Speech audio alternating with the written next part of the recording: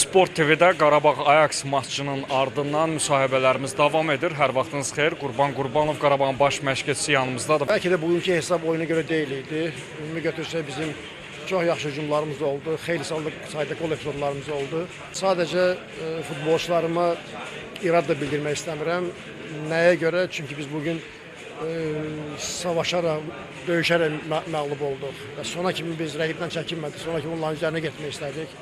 Bilirdik ki, rəqibin çox təhlükəli hücumları var. Buna baxmayaraq böyümək üçün mütləq belə oyunlarda, hansı ki, belə böyük turnirlərdə öz cəsarətimizi göstərməliyik. Və bugün razı qaldıq futbolçularla. Sadəcə sonda belə deyək, bizi əks hücumda tutdular. Bəlkə bu biraz daha bizə ağır gəldi.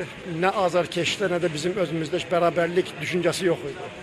Sona kimi istəyirik qalib gəlməyə və bəlkə elə buna görə də hardasa daha çox məğlub oldu. Amma hər bir halda məncə azarkeşlər üçün belə də bir keyfli bir oyun oldu.